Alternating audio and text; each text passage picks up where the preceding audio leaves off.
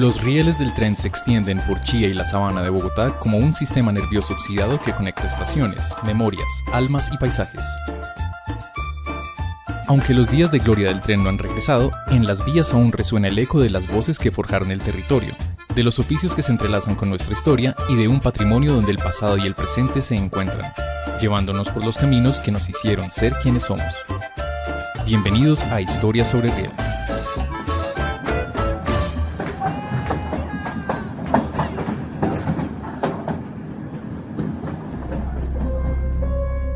El Castillo Marroquín es un ícono patrimonial de Chía y la sabana de Bogotá, pero sus muros guardan secretos que entrelazan tragedia, misterio y ambición.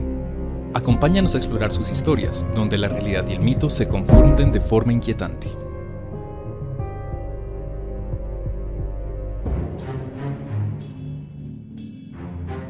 En el siglo XIX, Colombia vivía una época de tensiones políticas y sociales. En este contexto, Lorenzo Marroquín, un empresario español, adquirió el predio donde se construiría el castillo, entonces parte de la hacienda Yerbabuena. Pero casi como un presagio de lo que sucedería en las décadas siguientes, el español enfermó en el viaje camino a Bogotá, sin poder continuar más allá de Mompox, donde moriría heredando la propiedad a su hijo José María. A pesar de su posición poderosa y acomodada, la historia de la familia Marroquín en la sabana de Bogotá estuvo marcada por tragedias. La desaparición de Trinidad Ricaute, esposa de José María Marroquín, fue el primer episodio misterioso que dejó cicatrices profundas.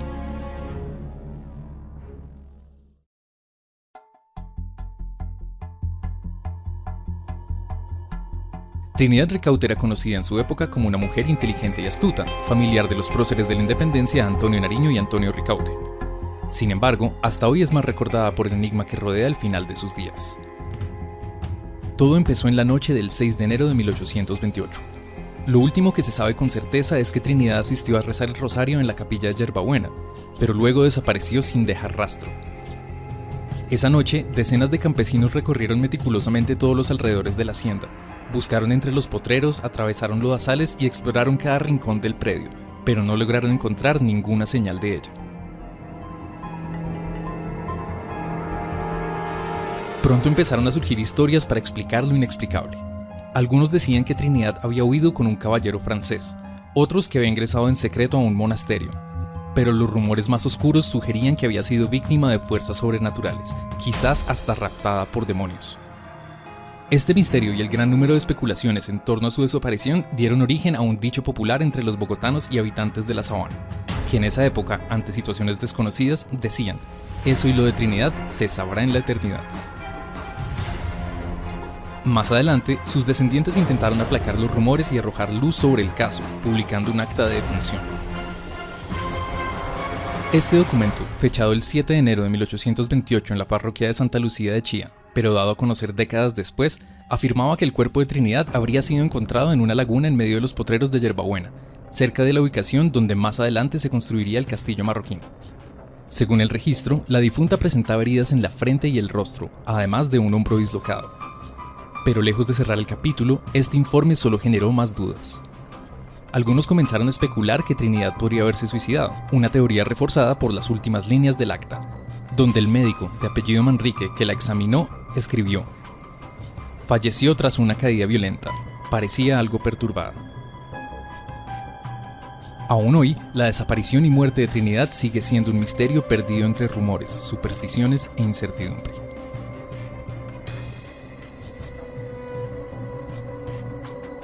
Tras la muerte de José María, el esposo de Trinidad, su hijo José Manuel asumió el control de la propiedad.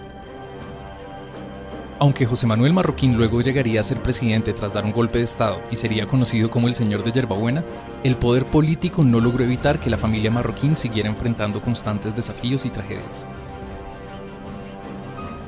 En 1854, una serie de revueltas llevaron al saqueo e incendio de la hacienda Yerbabuena, lo que obligó a sus propietarios a reconstruirla casi desde cero. Tiempo después, la familia fue golpeada de nuevo por la misteriosa y repentina muerte de 5 de sus 8 hijos, que José Manuel Marroquín registró así en sus memorias. Días después de morir Antoñita, le siguió María Antonia. Manuel Antonio le sobrevivió 12 días. El 14 de octubre murió otra preciosa niña llamada Concepción, que aún no había cumplido 16 meses y 10 días. Después su hermano Eduardo, de menos de 8 años.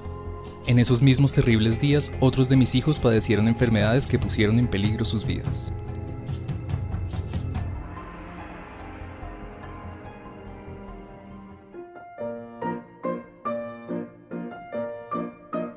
Entrando al siglo XX, el país atravesaba un periodo de transformación, con la llegada de la regeneración política, la promulgación de la Constitución de 1886 y la entrada de la locomotora. Fue en este escenario que Lorenzo Marroquín, hijo de José Manuel, decidió hacer una obra monumental: construir el castillo.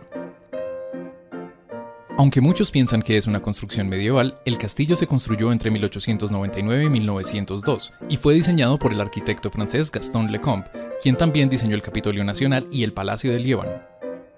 Y esta obra fue inspirada en una tendencia que venían haciendo los ricos europeos inspirados por el neoclásico, en la que reconstruían versiones idealizadas de los castillos medievales. Su lujosa arquitectura estilizada contrastaba con la pobreza y el caos político de la época, convirtiéndose en una anomalía en el humilde paisaje rural de la sabana de Bogotá. Sin embargo, aunque este lugar debía ser un refugio de la opulencia, rápidamente se convirtió en un escenario de tragedias. Los conflictos políticos de principios de siglo, como la Guerra de los Mil Días, dejaron cicatrices profundas en la región, y el castillo fue saqueado y utilizado como refugio por diversas facciones militares, funcionando a menudo también como calabozo y centro de torturas. Más tarde, durante las negociaciones para la construcción del Canal de Panamá, sirvió como lugar de reunión para políticos y empresarios, pero también dejaron tras de sí un legado de traición y controversia. Las enfermedades y muertes inexplicables parecían perseguir a la familia Marroquín, consolidando la idea de que el lugar estaba marcado por un destino sombrío. Con el tiempo, los Marroquín se trasladaron a Europa, vendieron sus propiedades y el castillo comenzó a pasar por varias manos. Luego de algunos años funcionando como un cabaret de dudosa reputación, el castillo fue adquirido por el oncólogo Roberto Restrepo, quien lo restauró con la intención de devolverle su esplendor original. Sin embargo, el rápido deterioro de su salud después de adquirir la propiedad y su muerte solo 4 años más tarde fortaleció los rumores de que el castillo era un lugar maldito. Más adelante, el edificio fue utilizado como clínica psiquiátrica para mujeres, pero cada nuevo dueño parecía enfrentarse a un destino fatal. Incluso este intento de darle un propósito práctico estuvo lleno de misterio, cuando 2 de sus pacientes se suicidaron en sus instalaciones en circunstancias sospechosas, y el lugar tuvo que cerrar sus puertas, quedando abandonado durante algunos años.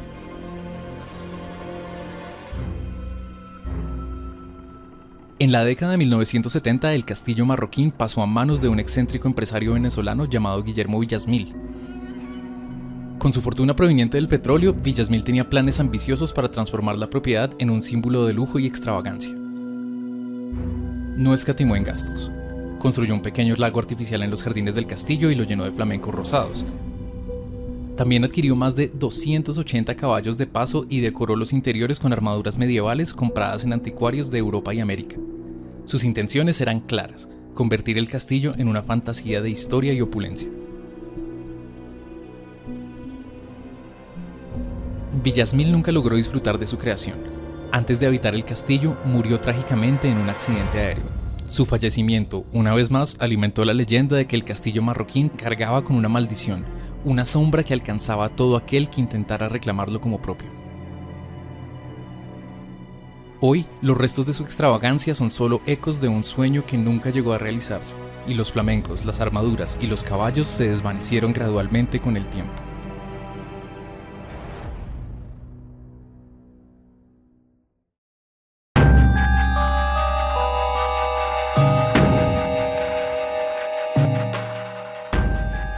Durante los años 80, en plena crisis del narcotráfico en Colombia, el castillo Marroquín una vez más volvió a ser epicentro de actividades oscuras cuando el mafioso Camilo Zapata Villa, miembro del cartel de Medellín, conocido como El Brujo, adquirió la propiedad.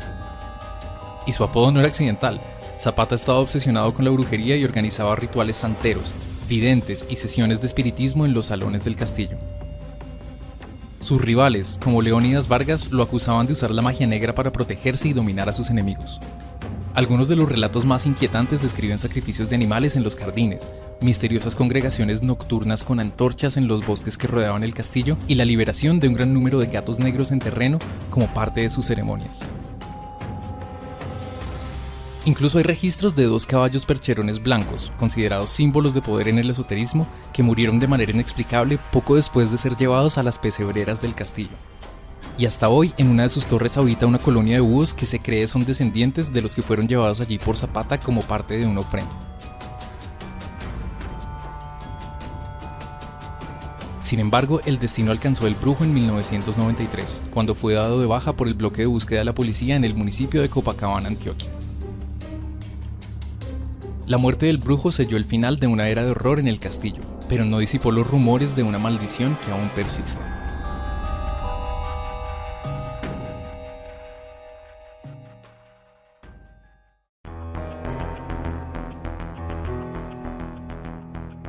Con la muerte de Zapata, el castillo marroquín pasó a manos del Estado, que eventualmente lo transfirió a particulares. Los nuevos dueños decidieron transformarlo en un centro de eventos y celebraciones. Los salones, que antes albergaban conspiraciones y rituales, ahora eran decorados con flores y luces para bodas y banquetes. A pesar del cambio de propósito y una cara más optimista, el aura del castillo no desapareció por completo.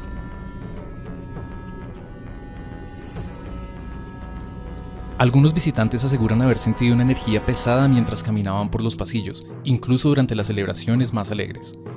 Otros mencionan haber visto figuras que miran desde las ventanas o haber escuchado pasos en las habitaciones superiores a pesar de que nadie estaba allá arriba.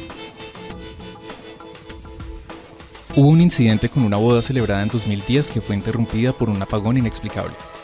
Aunque los invitados lo atribuyeron al mal tiempo, los trabajadores locales tenían otra teoría: el castillo no olvida su pasado.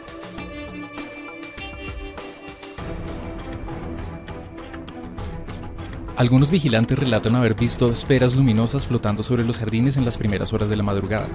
Según dicen, estas luces se mueven lentamente como si exploraran el terreno.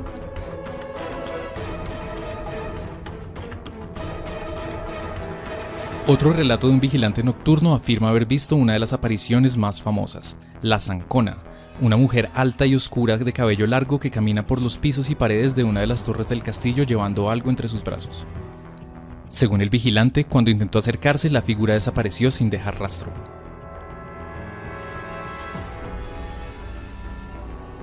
También en 2014, un equipo de grabación llegó al castillo para filmar un documental sobre sus leyendas.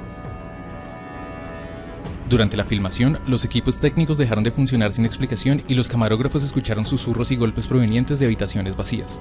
Uno de los asistentes aseguró que sintió una mano fría sobre su hombro, aunque estaba solo en ese momento, y otro de los miembros del equipo sufrió convulsiones durante la transmisión.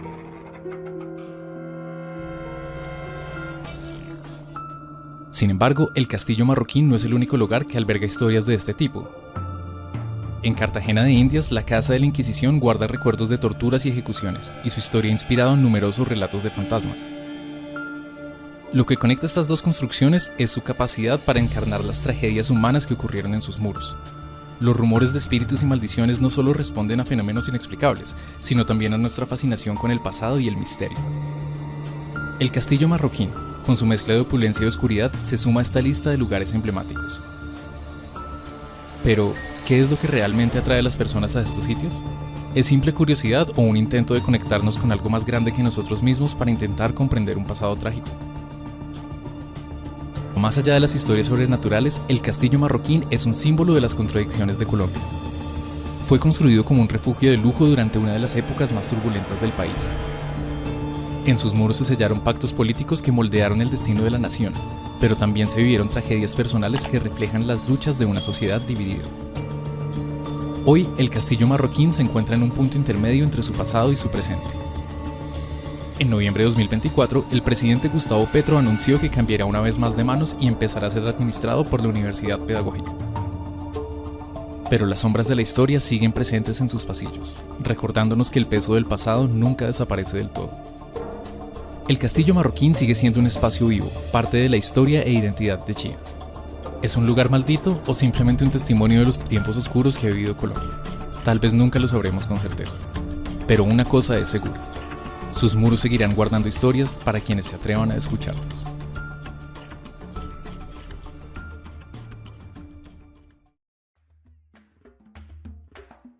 Gracias por acompañarnos en Historias sobre Rieles. Te esperamos en nuestra próxima estación. No olvides seguirnos en nuestras redes sociales y visita nuestro sitio web www.historiasobrerieles.com. Este podcast fue producido con recursos de la Convocatoria Lunar de 2024 de la Alcaldía de Chía y es una producción de Las Tres Tazas, con la dirección de Rebeca Shiumi, producción ejecutiva de Luis Alberto Niño, locución de Juan Carlos Cuervo, guión y edición de Juan Carlos Cuervo.